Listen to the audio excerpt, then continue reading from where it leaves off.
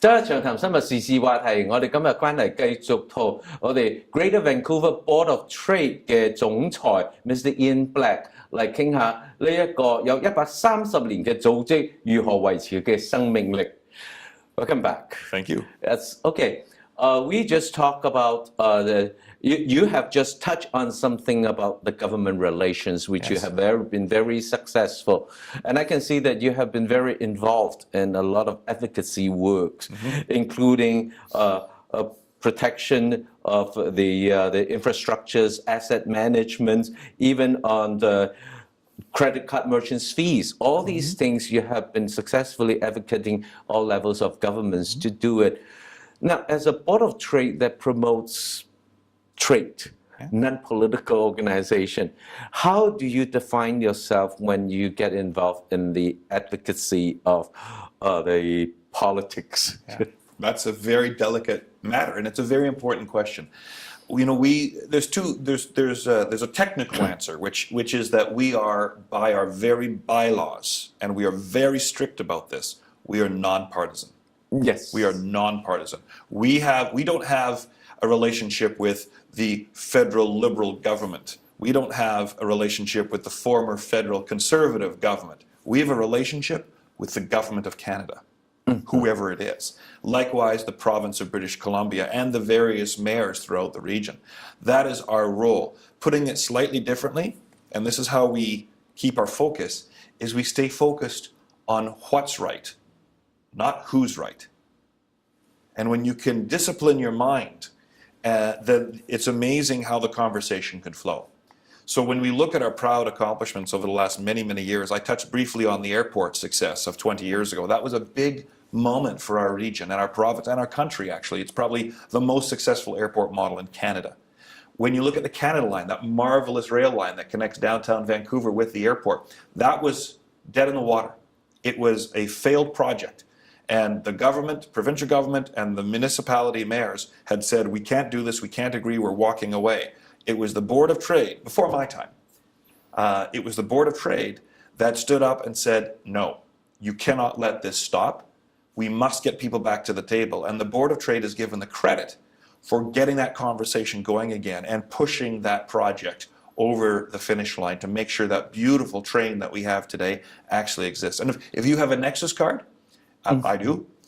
That's thanks to the Board of Trade and the City of Seattle. It was a pilot program going back a few decades to pilot all the regular business travelers going back and forth between Washington State and British Columbia. Could we find a way to make it easy for people to go back and forth between America and Canada?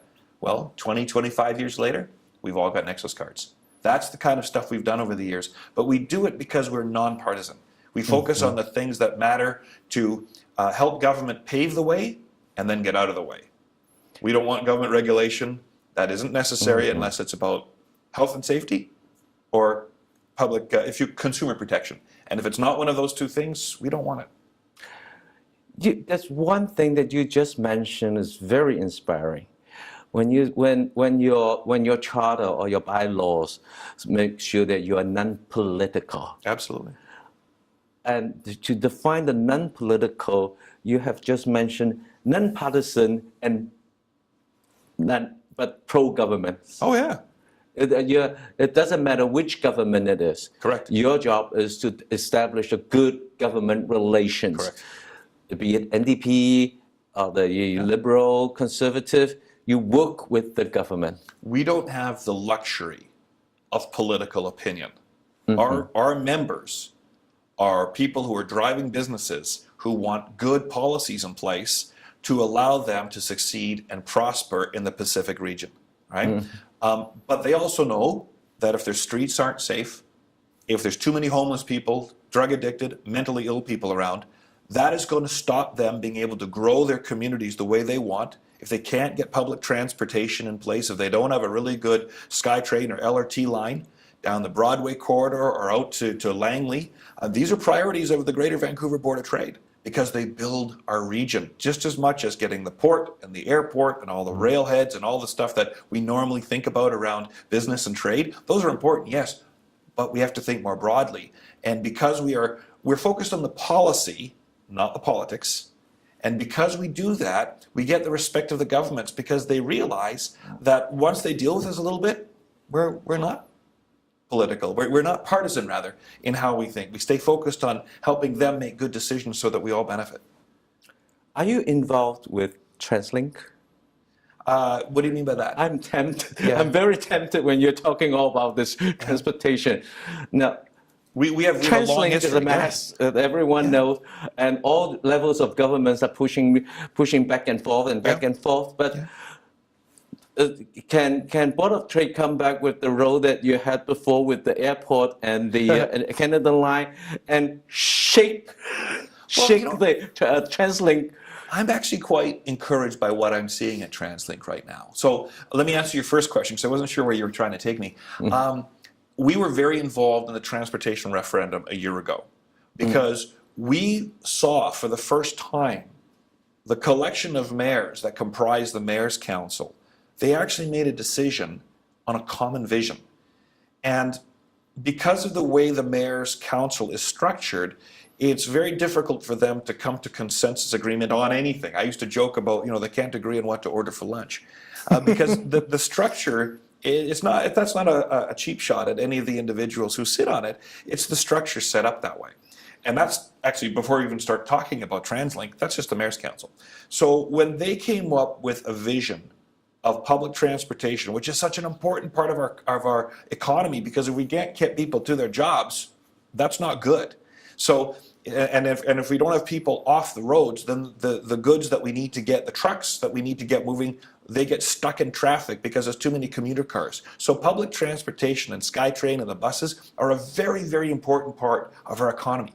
So for that reason, and because the mayors were able to come to a common agreement a year ago, a little more than a year ago, we did stand up and very proudly say that we thought that referendum should go through and that people should vote yes. Mainly because we actually had a plan. And we lots of flaws in the plan and in the process, and we acknowledged that, but we said, despite that, this is important enough and we have to move forward. And we're really glad that we did. Even though the referendum was not successful, it raised the dialogue. And that was the main purpose. So now it's happened.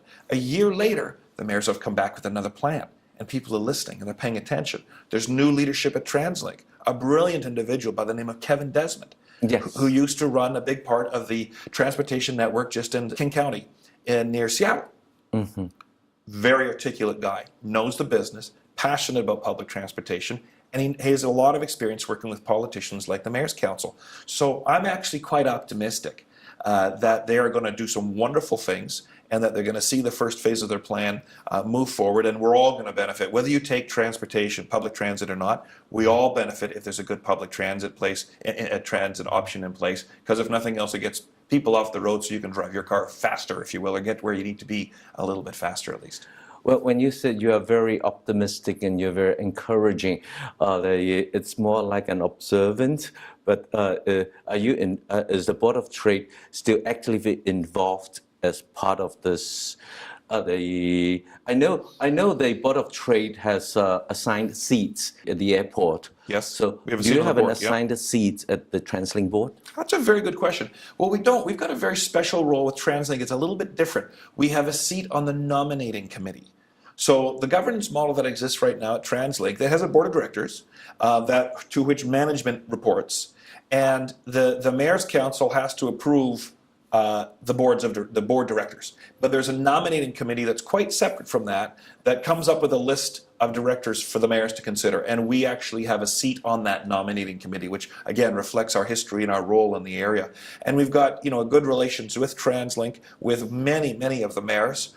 And more equally as important, so do many of the other chambers of commerce in the region, the Municipal Chamber of Commerce, which are great friends and great partners of ours. We coexist wonderfully. They do very important work for their community that's different than what we do. And between the group of us, when we all work together, we can actually get our voices heard at that table. And is it a perfect system? No, but I'm not sure there is a perfect system. I'm not a believer in blowing the whole thing up and starting over, because I actually see signs that we can actually get a little bit of movement at the moment.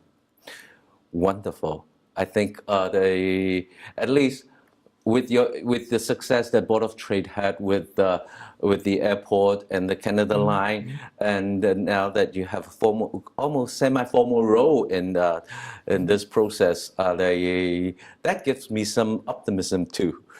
Now, my last question to you is on a broader sense. Yes. The Board of Trade it's about facilitating trade relations and the economic and, of course, the infrastructures that support it.